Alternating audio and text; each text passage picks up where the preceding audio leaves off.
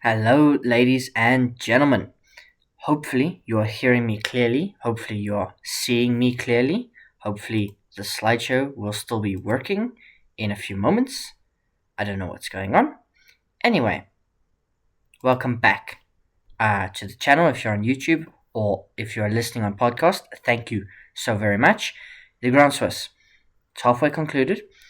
We're halfway through, and we've got clear leaders in the open section and in the women's section. I haven't spoken much about the women's section in the day-to-day recaps that I've published on YouTube, but I hope that I can speak about it a bit now and a bit at the end of the tournament.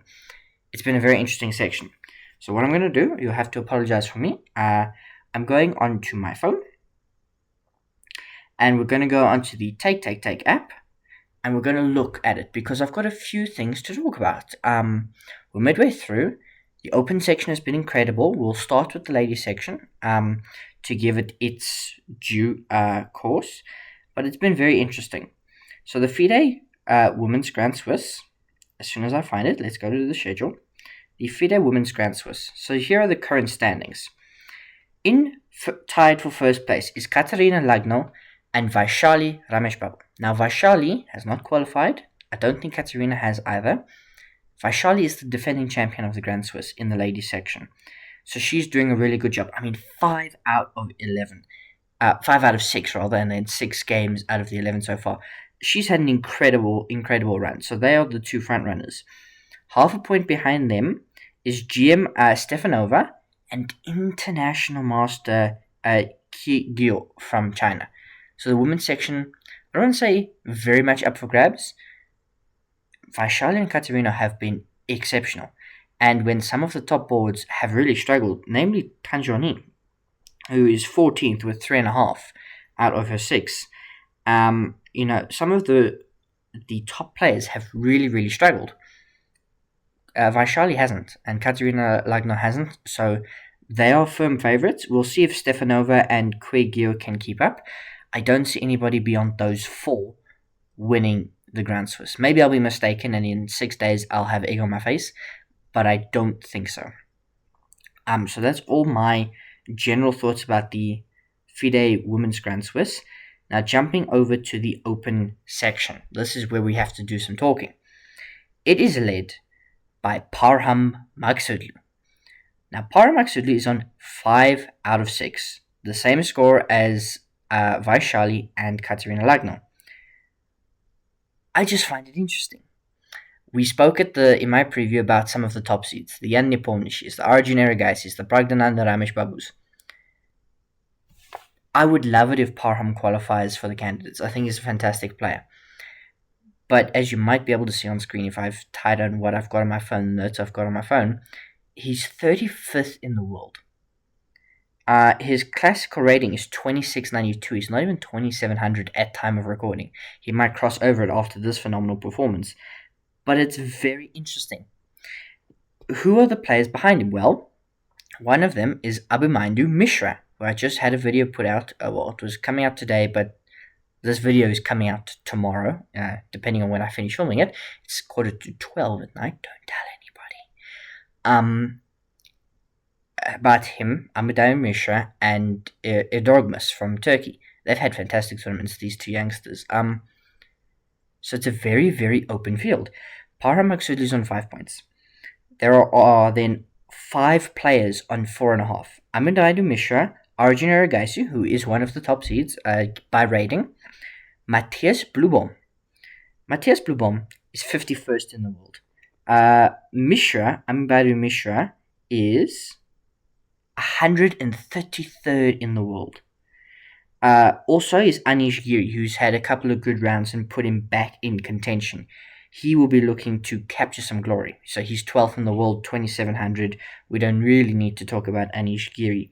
And then it's Nihal Saran, who should, at time of recording, be crossing 2700, given his performances in the Grand Swiss.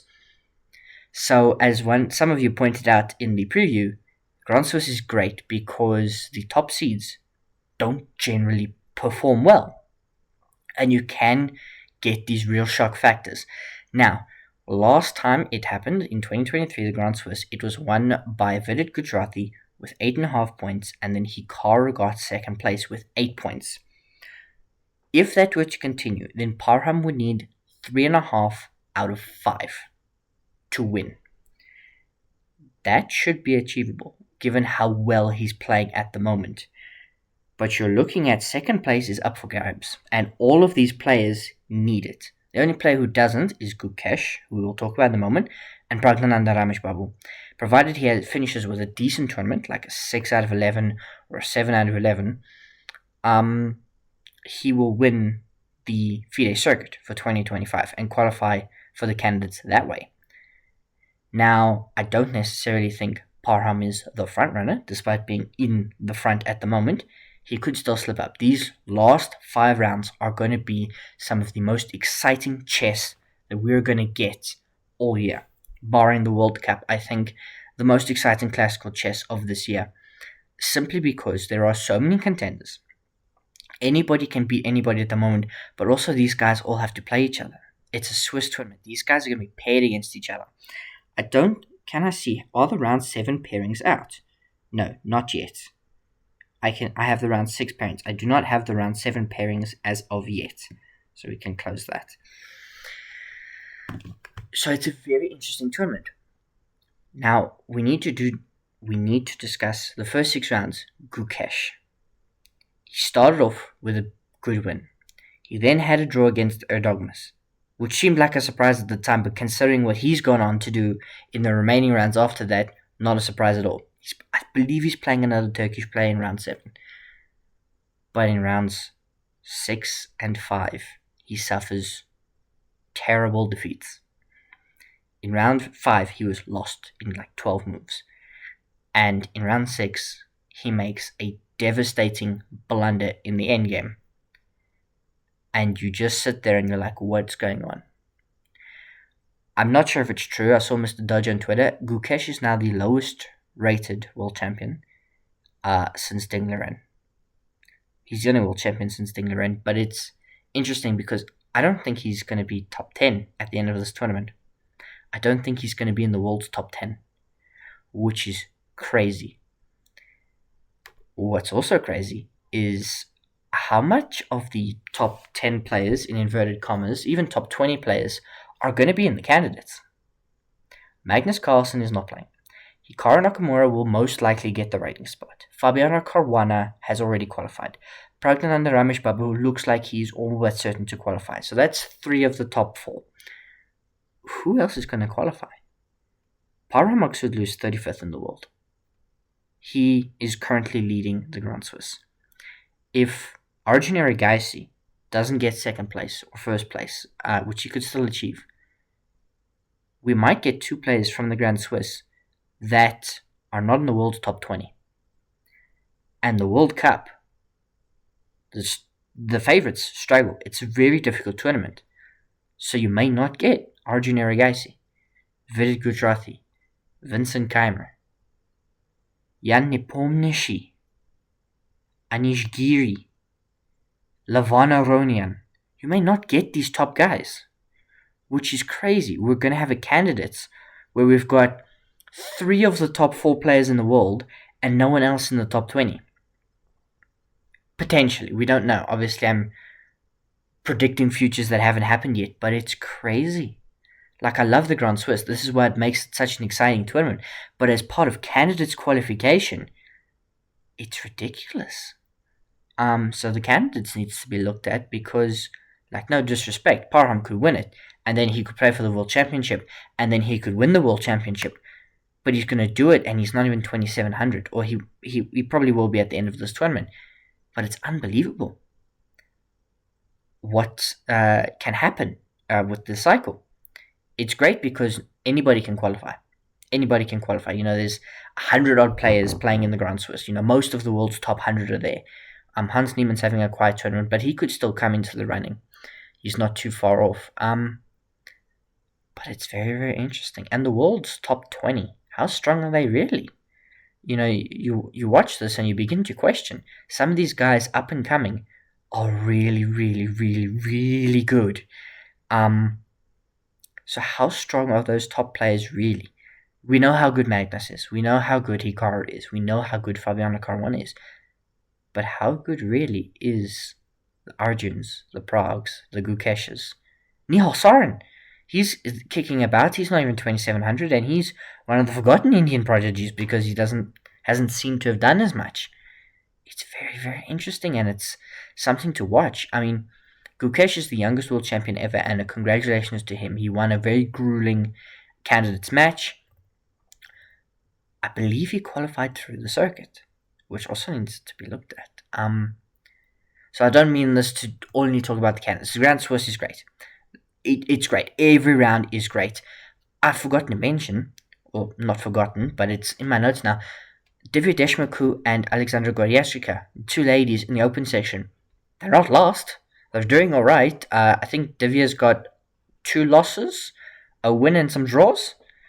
If I'm not mistaken, I could check, but I've already closed the app. It's very interesting. I'll tell you that much. I don't know what else to say. Interesting is the only word that's coming to mind, and which is terrible for a podcast. If you're watching on video, you've at least got images of the players flashing up. But it's so interesting. Like, the ladies section, I think, is a 4-horse race. I do. And it might just become a 2-horse race, which is pointless because the top 2 get qualification for candidates.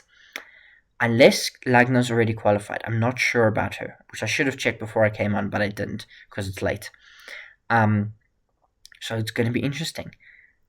The open section, I think, is still wide open because I trust Vaishali and Katerina to continue their momentum. I don't trust the front runners of the open section. Like, we've got like a couple teenagers. You've got Ambadu Mishra, Erdogmus, who could hang about and have a great tournament. They could also just fall off in the last 5 rounds. Parham is currently leading. He could go 0-5.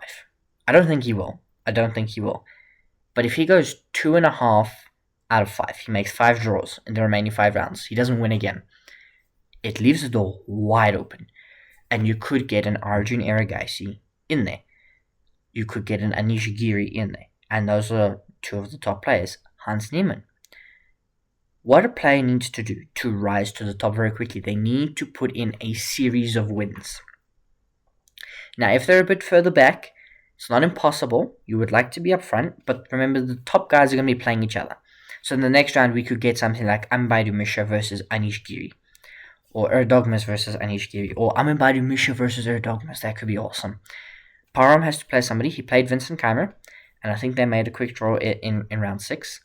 Parham 4 wins, 2 draws. He's been incredible. He's been really solid. Really highlighted by his win over Alireza Faruja, who's also kicking about. I think he's on 4 out of 6. If he puts a run together, he could do quite well. And this could be do or die for him. He may not get another bite at the cherry for candidates qualification, which, going off his last 2 attempts at the candidates, might not be the worst thing if he misses a year. But it's so interesting. The Grand Swiss every year. Incredible stuff. Absolutely incredible. I hope you're enjoying it. I hope you enjoyed this video, this podcast, whatever it is that you interpreted it as. Give me some feedback about if you enjoy these types of things and how I can make them better. Otherwise, I will see you next time, ladies and gentlemen. Cheers.